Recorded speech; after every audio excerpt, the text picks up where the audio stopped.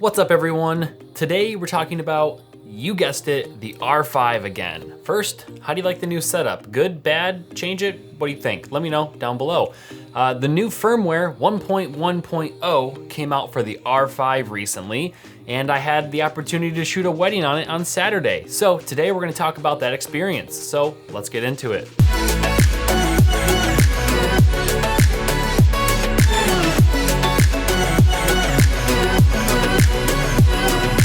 Hello everyone, my name is James and this is the Engineering Filmmaker, where we talk about photo, video, travel, and tech. If you're interested in these topics, feel free to hit that subscribe button down below and don't forget to like this video. Lastly, we do have a forum in the description down below that you can join, where you can ask questions, get questions answered, or just grow as a community. So let's get to the topic. So let's just talk about the wedding I had on Saturday. I updated my R5 to the 1.1.0 firmware, obviously before this wedding. And just to preface this video, it went really well. Honestly, the camera did not give me any overheating warnings throughout the day. And it worked 4K 60 the whole day. It was great. So I'm gonna get into details about it and some things that I did and did not like. So unlike other YouTubers who just hit the record button and call it a day and see how long it'll record for in the new firmware, which isn't very useful in my opinion, I went out and I shot an actual wedding with it to give you guys some real world information on the new firmware. And I will say the new firmware does work very well. However, it's still not perfect, but it works a lot better. So I highly recommend updating your camera if you have not already, and if you're looking to buy the R5, I would say this makes the camera more usable. It does not make it the most amazing camera out there like it should be with the no overheating issues, but it does make it very usable. It was about a 70-degree day. It was really nice, cool, some wind, but as we've seen in the past, external temperatures don't really affect the overheating issues with the R5 because it's most likely firmware and not actual heat that's causing this. Lastly, before I get into the overheating portion of this video, the battery life seemed to be a lot better than it was before. So I don't know if they added anything in the firmware to help the battery life. So the very first few shots I got were in 4K 120 frames per second, and my camera gave me a timer. You know the timer. If you don't see my previous videos or some other videos, the timer said I had 7 minutes and 29 seconds of footage before it would overheat if I kept shooting in 4K 120 frames per second. Now I got a few clips in 4K 120. I would say it was about 5 minutes worth of shooting, and it didn't actually change at all. It stayed at 7 minutes and 29 seconds, so I guess it did pretty well and not overheating. Then for the majority of the rest of the day, except for a few occasions, I shot in 4K 60 DCI mode. When I changed it to 4K 60 from 4K 120, the timer was actually at 29 minutes and 59 seconds, which is the max record time regardless of overheating. Before, if you put it in 4K 60, it would say 25 minutes straight off the bat. This time it gave you the max recording ability possible. This is where it gets good. I was shooting in 4K 60 continuously. This was a shortened timeline day, so we were just go, go, go, go. I was shooting in 4K 60, getting shot after shot after shot after shot, like continuously, no breaks in between shooting each clip. And this was going on for about 2 hours, but after the first hour, it went from 29 minutes, 59 seconds to 25 minutes on the timer until it would overheat, which in the past, this would actually go down to about 10 minutes at about the same time, same work. So that was a really good improvement. The timer seems to not go down as fast as it used to, which is really good. And then I shot for about another hour, the 2-hour mark, and this was the same thing. Like, we're just consistently shooting nonstop, no breaks with the camera.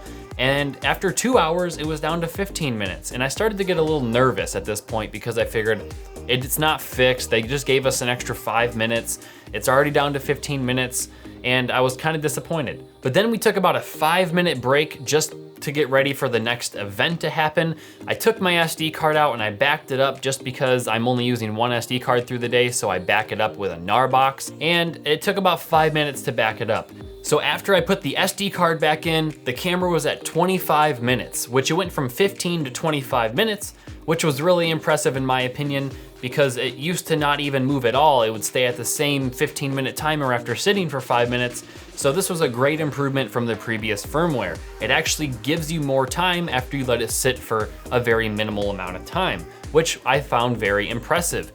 after we did some more shooting, the entrances, etc., toast, all that fun stuff, it's time for dinner. So I shut my camera off and I let it sit for 20 minutes because why would you leave your camera on? You're eating food. And then after I came back where the 20 minutes was up, we went to go shoot some more stuff for golden hour, and it was back up to the full capacity of 29 minutes and 59 seconds, which wasn't very surprising considering it went from 15 to 25 for 5-minute break, but still I've never seen the camera in my usage go back up to the full capacity because it always maxes out at 25 minutes. So the rest of the wedding was about 2 hours, getting the B-roll footage of the first dances, all the golden hour stuff and cake cutting, fun stuff like that. And it stayed at 30 minutes, the full capacity, the 29:59. And I was genuinely surprised that it didn't even go down to 25 minutes after 2 more hours of shooting. Needless to say, the firmware definitely improved the actual usability of the R5. Now, don't get me wrong, it's still not perfect. If you were to shoot in 8K, you get more time, but it'll still overheat after a shortened period of time. If you're shooting in 4K 60 or 4K 120, it'll still overheat, but it'll just take longer. You're more likely to be able to shoot an entire wedding in 4K 60, excluding the full ceremony. I don't know why you'd want to shoot that in 4K 60, but you still would be able to shoot all the B-roll 4K 60 throughout the entire day of a wedding and probably be fine with it not overheating. If you shot an entire wedding in 4K 120, it'll most likely overheat. I can't tell you how long because I only got a few shots here and there in 4K 120, but every time I did switch back to 4K 120, it was at the maximum timer of 7 minutes and 29 seconds as it was when you first turned the camera on. So that's a good sign that even if you're switching overheating modes back and forth, it was at the maximum timer, whereas before, sometimes you switch to a different mode and it wouldn't give you anything at all. It would say 0. So I would say it's definitely improved. You can probably shoot a bunch of clips in 8K and not have it overheat and still be able to switch back to a different mode such as 4K 60 with a pretty high, decent timer limit left on the recording. Again, it's not perfect, but it is a step in the right direction. I do give Canon a thumbs up for this, even though it should have came out of the box like that.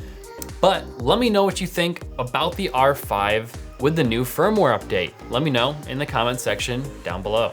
But that's it for today, guys. I hope you enjoyed this information. I hope it was extremely helpful. Maybe now you can finally purchase an R5 without getting crap for it. So definitely a usable camera. Hope you enjoyed this video. Let's help, let's grow, and let's learn. And I'll see you on the next one.